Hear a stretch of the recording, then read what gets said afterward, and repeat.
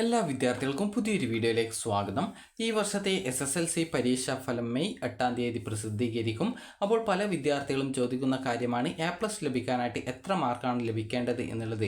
അപ്പോൾ വിദ്യാർത്ഥികൾക്ക് ഈ ഒരു 100 മാർക്കിൽ, അതായത് 100 മാർക്ക് എന്ന് പറയുന്നത് അതിൽ 80 മാർക്ക് തിയറി പേപ്പറാണ്, അതായത് എഴുത്തു പരീക്ഷയാണ്. അതുപോലെ തന്നെ 20 മാർക്കാണെങ്കിൽ CE മാർക്കാണ്.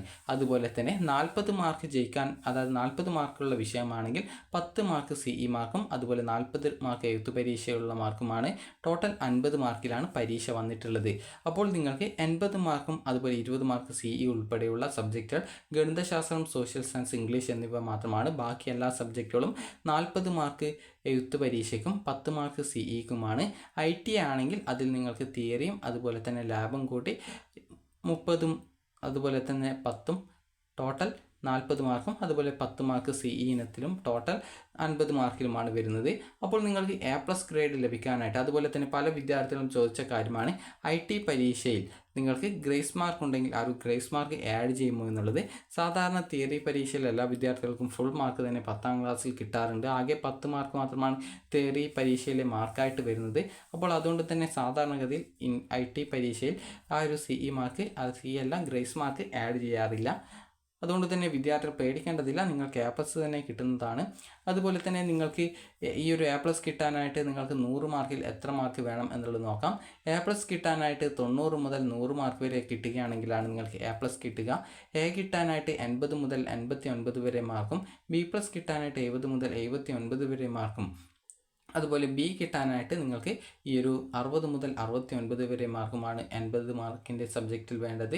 അതിൽ 20 മാർക്ക് CE ഉൾപ്പെടെയാണ് ഈ ഒരു മാർക്ക് വരുന്നത്. അതുപോലെ C+ കിട്ടാനായിട്ട് 50 മുതൽ 59 വരെയും, C കിട്ടാനായിട്ട് 40 മുതൽ 49% വരെയും, അതുപോലെ D+ കിട്ടാനായിട്ട് 30 മുതൽ 39 മാർക്ക് വരെയും, അതുപോലെ തന്നെ D കിട്ടാനായിട്ട്, അതായത് D കിട്ടാനായിട്ട് 20 മുതൽ 29 വരെ മാർക്കുമാണ് വേണ്ടത്.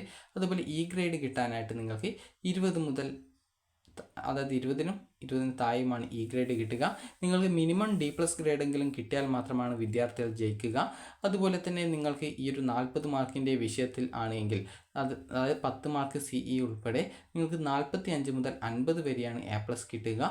അതുപോലെ തന്നെ നിങ്ങൾക്ക് 41 മുതൽ 44 വരെയാണ് നിങ്ങൾക്ക് A ഗ്രേഡ് കിട്ടുക. അതുപോലെ തന്നെ നിങ്ങൾക്ക് ഈ ഒരു 35 മുതൽ 40 വരെയാണ് ഈ ഒരു B+ കിട്ടുക. അതുപോലെ തന്നെ നിങ്ങൾക്ക് ഈ ഒരു 31 മുതൽ 34 വരെയാണ് നിങ്ങൾക്ക് ഈ ഒരു B ഗ്രേഡ് കിട്ടുക. അതുപോലെ തന്നെ നിങ്ങൾക്ക് മിനിമം നിങ്ങൾക്ക് ഈ ഒരു D+ ഗ്രേഡെങ്കിലും അതിൽ കിട്ടണം എന്നുണ്ടെങ്കിൽ 15 മാർക്ക് CE ഉൾപ്പെടെ നേടേണ്ടതാണ്. അപ്പോൾ CE ഉൾപ്പെടെയാണ് വിദ്യാർത്ഥികൾക്ക് ജയിക്കാനായിട്ട് വേണ്ട മാർക്ക്. അപ്പോൾ നിങ്ങൾക്ക് ഈ ഒരു CE ഉൾപ്പെടെ ജയിക്കാനായിട്ട് നിങ്ങൾക്ക് 40 മാർക്കിൻ്റെ വിഷയത്തിൽ CE ഉൾപ്പെടെ 50ലാണ് വരിക. 50ൽ CE ഉൾപ്പെടെ 15 മാർക്കും, അതുപോലെ 80 മാർക്കിൻ്റെ വിഷയത്തിൽ 20 മാർക്ക് CE ഉൾപ്പെടെ ടോട്ടൽ 30 മാർക്കുമാണ് വിദ്യാർത്ഥികൾക്ക് ജയിക്കാനായിട്ട് വേണ്ടത്.